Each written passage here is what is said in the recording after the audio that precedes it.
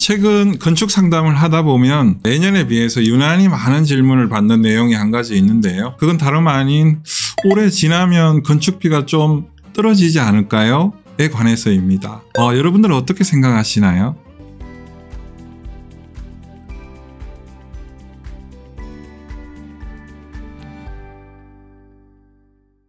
안녕하세요. 로하스홈스 팀장입니다. 저는 사실 이 건축비 전망에 관한 이야기를 다루기가 상당히 꺼려지는 주제이기도 합니다. 사실 제대로 전망해봐야 본전이 아닌가라는 생각이 들 정도로 그런 거죠. 물론 제 말을 절대적으로 신뢰하시는 분들이 어느 정도 있으신지 알 수 없지만, 예를 들어 제가 하반기에 건축비가 또 인상됩니다 라고 전망을 하면 어떤 분들 이런 생각을 하고 계시겠죠.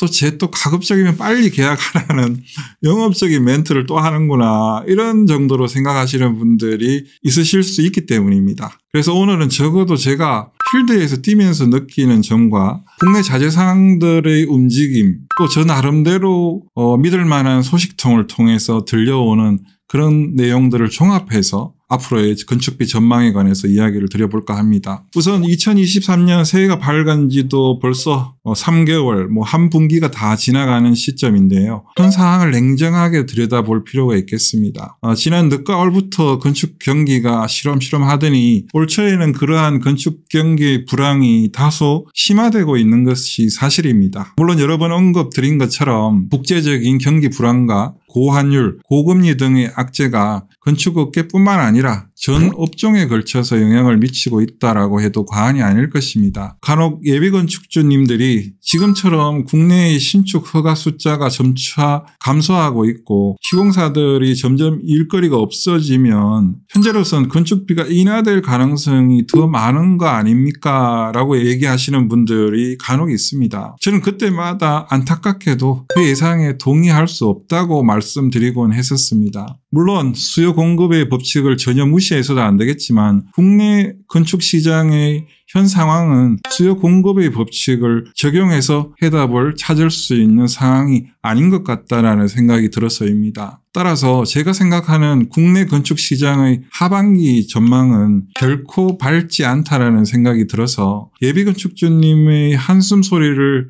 제일 가까이에서 들어야만 하는 저 건축 매니저의 입장에서 다소 안타깝게 느끼는 게 사실입니다. 제가 보는 관점에서 결론적으로 말씀드리면 올 하반기 시작과 함께 중소폭의 건축비 인상이 불가피한 상황을 맞이하게 될 것으로 전망이 됩니다. 이는 올 1분기부터 국내 자재상을 통해서 자재비 인상에 관한 소문들이 이곳저곳에서 들려왔지만 경직되는 움직임 속에서 건축 시장의 찬물을 끼얹는 상황이 될 수 있겠다라고 싶었는데, 다행히 그 아픔을 싸매가면서 그렇게 지내온 지도 벌써 몇 개월이 지났다라고 할 수 있겠죠. 하지만 여러 가지 이유 등으로 자재값 인상의 움직임이 내부적으로는 지속적으로 보여지고 또 레미콘 가격 또한 인상의 움직임이 느껴지고 있는 그런 상황이라서 이 같은 전망에 더욱 힘이 실린다라고 할 수 있겠습니다. 국제경기 불안과 고환율, 고금리 등의 상황이 아닐 때도 국내 건축비는 해를 거듭할수록 소폭 인상을 거듭해왔다라는 점을 감안하면